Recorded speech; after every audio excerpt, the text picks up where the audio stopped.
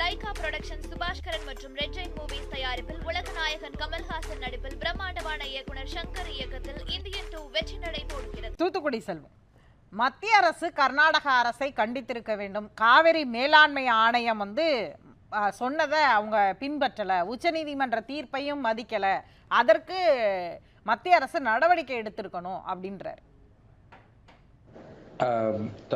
News 7 தொலைக்காட்சி நிறுவனத்திற்கு, நெறியாளர் சகோதரிக்கு, தொழில்நுட்ப கலைஞர்களுக்கு, என்னுடைய சக பங்கேற்பாளர்கள் ஐயா தியாக உள்ளிட்ட பங்கேற்பாளர்களுக்கு என்னுடைய வணக்கம். ஐயா தியாக அவர்கள் மிக அருமையாக சொன்னாங்க. இதுல அரசியல் சட்டத்தோட 355வது பிரிவு கூட பயன்படுத்தணும்னு சொன்னாங்க. அதெல்லாம் நமக்கு ஒரு மாறுபட்ட கருத்தே கிடையாது. ஆனா காவிரி நதிநீர் சிக்கல் இப்ப எப்படின்னு கேட்டீங்கன்னா, அரசியல் சட்டத்தோட 356வது பிரிவு கவர்மெண்ட்டை டிசால்வ் பண்றது. அதே கூட நீங்க கர்நாடகத்துல பொம்மை வெர்சஸ் கவர்மெண்ட் ஆஃப் இந்தியா அந்த கேஸ்ல அதை தடுத்துட்டாங்க. இப்ப அரசியல் சட்டத்தினுடைய 355வது பிரிவு ஐயா சுட்டி காட்டுறதுனால சொல்றேன். அரசியல் சட்டத்தினுடைய 355வது பிரிவுங்கிறது என்ன கேட்டா, அந்த மாநில அரசை முடக்கி வைப்பது அல்லது மாநில அரசாங்கத்தினுடைய செயல்பாடுகளை, அதாவது சட்டமன்றத்தினுடைய செயல்பாடுகளை நிறுத்தி வைப்பது அங்கிறது.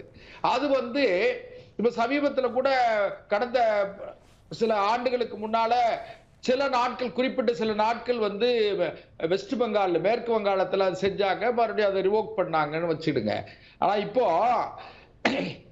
காவிரி நதிநீர் பிரச்சனை நீண்ட காலமாக இருக்கிறது. இதுல கர்நாடகத்துல அந்த அரசு இருக்கும்போது சரியா நடந்துட்டு, இந்த அரசு இருக்கும்போது சரியா நடக்கலன்னு கிடையாது. எந்த அரசு கர்நாடகத்தில் இருந்தாலும் சரி, அது தமிழ்நாட்டினுடைய விவசாயிகளுடைய வாழ்வாதார உரிமைகளை என்றைக்கும் அவர்கள் மதித்தது கிடையாது.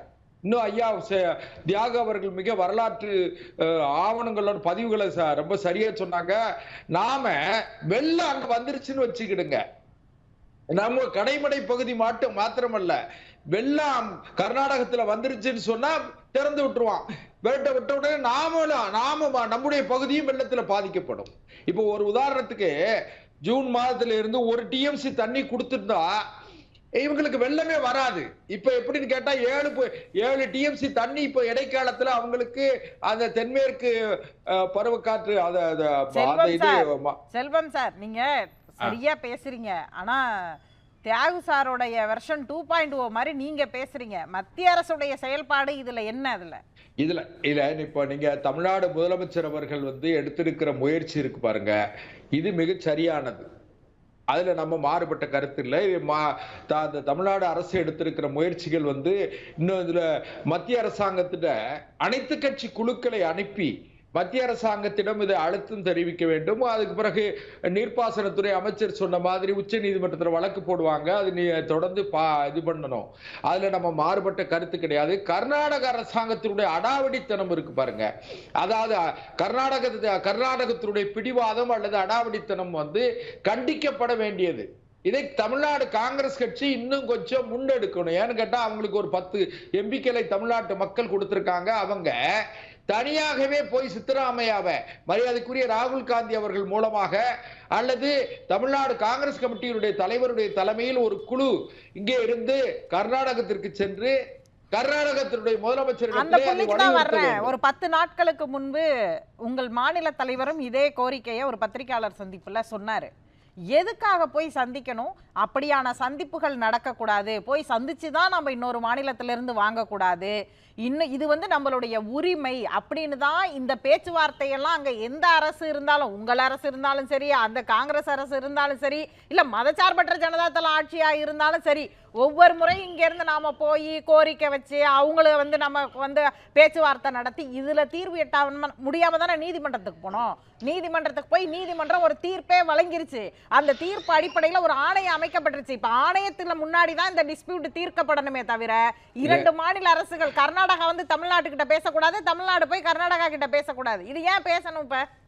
இப்போ நான் சகோதரி மூலமா சொல்றேன், கேட்க ஆர்டிகல் 355 பயன்படுத்தி அந்த அரசாங்கத்தை முடக்கி மத்திய அரசாங்கம் நேரடியாகவே ஆட்சி அதிகாரத்தை பொறுப்பை கையில் எடுத்து தினசரி 1 TMC தண்ணி காவிரி மேலாண்மை வாரியமும் மேலாண்மை ஆணையமும் ஒழுங்காற்று குழுவினுடைய வழிகாட்டுதலை கடைபிடிக்குமானால் நம்முடைய அரசியல் கட்சிகள் காங்கிரஸ் கட்சியா இருக்கட்டும் மற்ற எல்லாருமே என்ன சொல்லுவாங்கன்னா, மத்திய அரசாங்கம் அத்துமீறது இன்டர்ஸ்டேட் டிஸ்பியூட்டை, இதாவது மாநிலங்களுக்கு இடையேயான பிரச்சனையை பேசி தீர்க்காமல் மத்திய அரசாங்கம் அத்துமீறி செயல்படுகிறது என்று சொல்வார்களா சொல்ல மாட்டார்களா?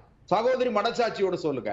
அப்போ எதுக்குன்னு கேட்டீங்கன்னா, இதையெல்லாம் மீறி, அதாவது ஒரு மாநிலத்தை முடக்கி வைத்து விட்டு ஒரு டிஎன்சி டெய்லி தண்ணீர் கொடுக்க வேண்டியது ஜூலை 12ஆம் தேதியிலே இது நமக்கு கொடுக்க வேண்டியதெல்லாம் சேர்த்து தொடங்கன்னு சொல்லி கண்டிப்பாக தமிழ்நாடு அரசு கூட அப்படி கேட்காது. ஆனால் மத்திய அரசு இதுல எடுத்த நிலைப்பாடு என்ன, இது வரைக்கும் நீங்க என்ன பண்ணிருக்கீங்கங்கறத சொல்லணும்ல. அதாவது மேலாண்மை ஆணையம் அமைக்கப்பட்டிருக்கிறது நீர்வளத்துறை, ஜல்சக்தி துறைக்கு கீழே தான் வரும். அதுவும் என்னதான் அது ஒரு தன்னாட்சி அமைப்பாக இருந்தாலும் ஜல்சக்தி துறைக்கு கீழே வருது அப்படிங்கும் பொழுது அப்ப நீங்க தானே அதற்கு முழு பொறுப்பாக இருந்து இந்த 2 மாநில பிரச்சனையை சரி செய்யணும். அங்க காங்கிரஸ் ஆட்சி இருக்கு, இங்க திமுக ஆட்சி இருக்குங்கிறதெல்லாம் 2வது பட்சம். 2 மாநிலத்துக்கு இடையான டிஸ்பியூட் வரக்கூடாதுன்னு தான் நீதிமன்றம் ஒரு தீர்ப்பை குடிச்சிருச்சு. அந்த தீர்ப்பு அடிப்படையில் ஒரு ஆணையம் அமைக்கப்பட்டாச்சு. இப்ப சகோதரி இப்போ காங்கிரஸ் திமுகங்கிறது பிரச்சனை இல்லை. இப்ப தமிழ்நாட்டு மக்களுடைய வாழ்வாதார பிரச்சனை.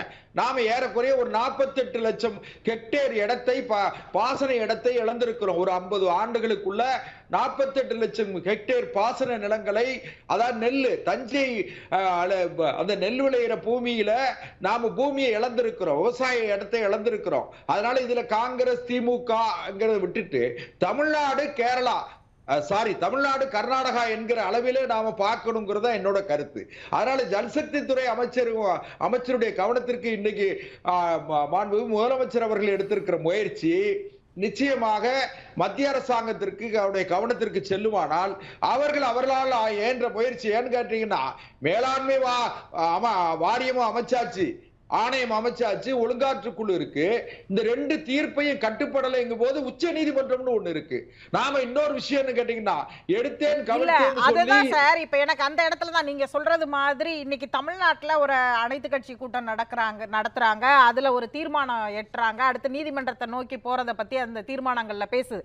ஆனா 2 நாளைக்கு முன்னாடி சித்தராமையா தலைமையில காங்கிரஸ் மற்றும் பாஜக எல்லா கட்சி, அங்கேயும் அனைத்து கட்சி கூட்டம் நடந்துச்சுல்ல, அதுல பாஜகவும் தானே பங்கேற்றுச்சு. அந்த அனைத்து கட்சி கூட்டத்துல நீங்கள் மத்திய அரசு இதற்கென்று ஒரு ஆணையம் அமைத்திருக்கிறது, அந்த ஆணையத்தின்படிதான் நடக்கணும்னு எங்க பேசணும்? நம்ம அங்க கர்நாடகாவுல நமக்கு ஒரு அரசியல் இருக்கு, காங்கிரஸ் என்ன அரசியல் நிலைப்பாடை எடுக்குதோ அதே அரசியல் நிலைப்பாடை தானே பாஜகவும் அங்க எடுத்திருக்கு.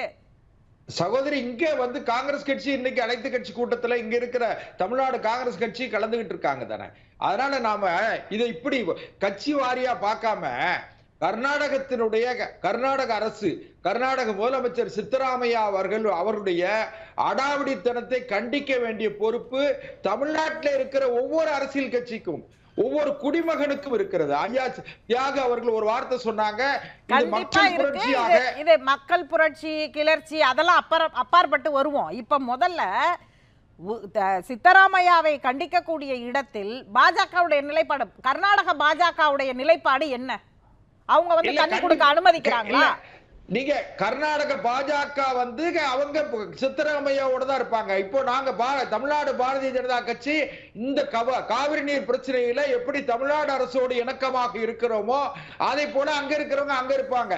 நீங்க கடந்த காலங்கள்ல காங்கிரஸ் கட்சி எதிர்கட்சி வரிசையில் இருக்கும் போது கூட பாரதிய ஜனதா கட்சியோடு, சரி, அப்ப கர்நாடக பாஜகவும் கர்நாடக காங்கிரசும் அங்க ஒன்றா இருக்கிறாங்க, அவங்க மாநில உரிமைக்குன்னு நின்னா மத்தியில ஆளுகிறது பாஜக, எதிர்கட்சியாக காங்கிரஸ் இருக்கிறது. அவங்க 2 பேரும் இப்ப ஜல்சக்தி துறைக்கு கீழ் இயங்கக்கூடிய இந்த ஆணையத்துல அங்கேயும் காங்கிரஸ்க்கும் பாஜகவுக்கும் ஒரு டீலிங் இருக்கு, அதனால தமிழ்நாடு வஞ்சிக்கப்படுதுன்னு பாக்கலாமா?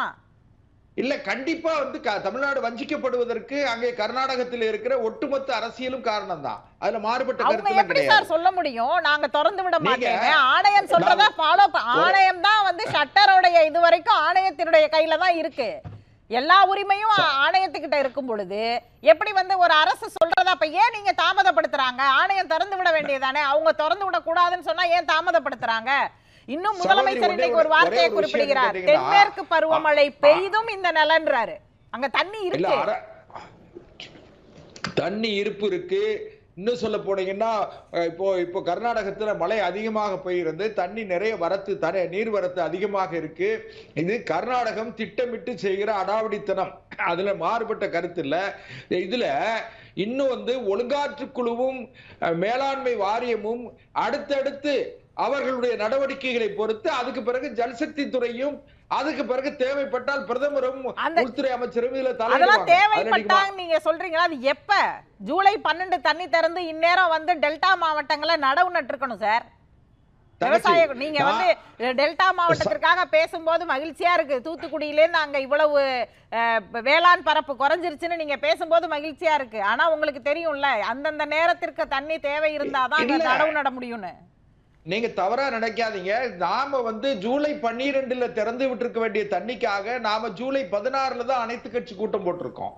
நாம ஜூன் 12 சார், ஜூன் 12 இல்ல சகோதரி, நாம ஜூலை மாசம் 16ஆம் தேதி தான் நாம அனைத்து கட்சி கூட்டம் போட்டிருக்கோம். நாம ஏற்கனவே ஜூன் மாசமே போட்டிருந்தோம்னு வச்சுக்கிடுங்க. ஜூன் மாசம் ஒரு 5ஆம் தேதி 6ஆம் தேதி வாக்குல நாம சட்டமன்றத்தில் சிறப்பு கூட்டத்தை கூட்டியோ அல்லது சட்டமன்றத்தில் தீர்மானம் நிறைவேற்றி அனைத்து கட்சி குழுக்கள் எல்லாம் போய் காவிரி மேலாண்மை வாரிய ஒழுங்காற்று குழு ஜல்சக்தி துறை அமைச்சர் இவங்களை எல்லாம் பார்க்கிற ஒரு நிலை வந்திருக்குமானால், தேர்தல் முடிஞ்ச உடனே வந்திருக்குமானா இன்னும் கொஞ்சம் கூட நல்லா இருக்கும். நீங்க சொல்றது படி இவங்க திரும்ப தமிழ்நாடு அரசு போய் ஜல்சக்தி துறைய பிரதமரை எல்லாரையும் பார்த்துதான் தண்ணியை கொண்டு வரணுமா அப்படிங்கிறது முக்கியமான கேள்வி. காவிரி மேல சகோதரி இன்னொன்னு கலக்கு, இது இன்றைக்கு உள்ள பிரச்சனை கிடையாது. இது நீண்ட காலமாக ஒரு நூற்றுக்கணக்கான ஆண்டுகளாக இது நடக்கிற இந்த விஷயத்தை ஒரே நாள்ல இந்த குறிப்பிட்ட அரசாங்கம் மத்திய அரசு அல்லது மாநில அரசு நேரம் தரேன். நீங்க தான் அடுத்து அதுக்கு பேச போறீங்க, நான் உங்களுக்கு நேரம் தரேன். அதனால என்ன கேட்டீங்கன்னா, அவங்க கர்நாடகத்துல எப்படி முதல்ல ரொம்ப வேகமா முதலமைச்சருடைய தலைமையில் அமைச்சரவை கூட்டத்தை போட்டாங்களோ, கூட்டி முடிவெடுத்தாங்களோ, அனைத்து கட்சி கூட்டத்தை கூட்டினாங்களோ, அதே போல நாம ஜூன் மாசமே நம்ம இது முன்னெச்சரிக்கை நடவடிக்கையாக கூட்டினாங்க அவங்களும். இல்ல சகோதரி, நாம அவங்க எப்படி வேணாலும் போட்டு நாம ஜூன் மாசமே நாம ஜூன் மாதம் கூட்டி இருக்க வேண்டும். ஏன் கூட்டவில்லை பேசலாம்.